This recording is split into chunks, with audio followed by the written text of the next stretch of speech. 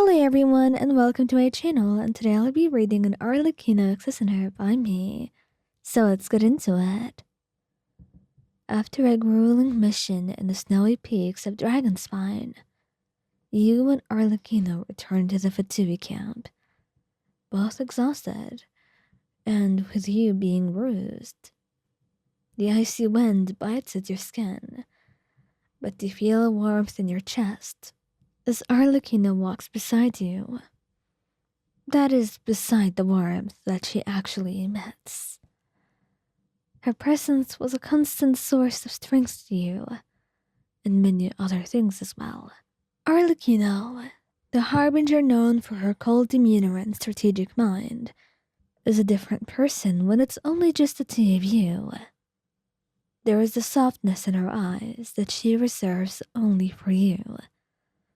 And as you both enter the camp, you can see the worry etched on her face. "Are you all right?" she asks, her voice carrying a rare hint of concern. "I'm fine," you reply with a small smile, trying to reassure her. "Just a few scrapes and bruises, nothing beyond what's normal." She nods, but her eyes scan you for any sign of serious injury. Satisfied that you're telling the truth, she relaxes slightly and leads you to the fire. The warmth is a welcome relief from the biting cold outside, and as you sit down, Arlecchino begins to tend to your wounds with a gentleness that belies your reputation. You watch her in silence, admiring the way her usually stern features soften when she's with you. It was something unusual to see, but when it's only you around, you've kind of gotten used to it. "Thank you," you say softly, breaking the silence, and she looks up at you, her eyes meeting your own. "What for?" "For always taking care of me. You do a lot for me, Arlecchino," you reply, reaching out to gently squeeze her hand.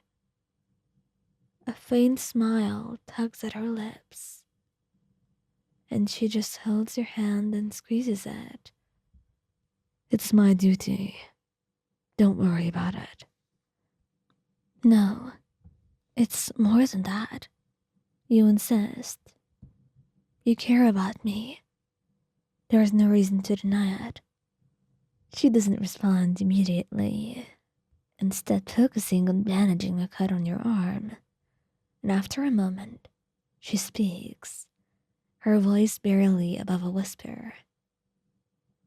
"I do." The admission hangs in the air between you, heavy with unspoken feelings. You reach out and cup her cheek, your thumb brushing against her skin. "Arlecchino." She closes her eyes at your touch, leaning into your hand. "Call me by my name," she murmurs, and you blink in surprise. "Your name? What do you mean?" She nods, her eyes opening to meet yours. "Paraware. That's my real name." The revelation takes a moment to sink in. Arlecchino, the mysterious and formidable harbinger, and also your lover, had shared something deeply personal with you. It felt like a treasure, a precious gift, a sign of how much she trusted and cared for you. "Paraware. Paraware," he repeats softly, testing the name and letting it roll off your tongue. It felt intimate, like a secret shared between lovers.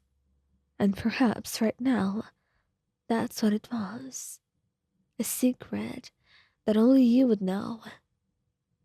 It was amazing to be this close to her in a new way that you had never predicted before. It was something you didn't see coming at all, but right now, you're glad that it did. You're glad that you can be this close, and that you could be closer than you ever predicted. She smiles, a genuine smile that lights up her face. Yes, but don't tell anyone else. Never. You promise. It's our secret. Just me and you. Parawer leans in and presses a soft kiss to your cheek, and then another to her lips.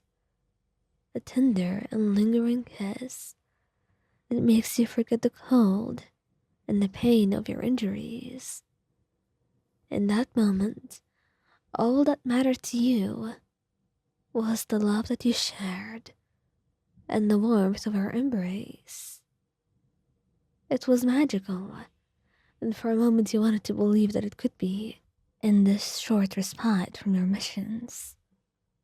As you pull away, she rests her forehead against yours, her breath mingling with your own in the cold air.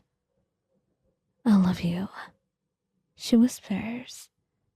I love you too, Paraware.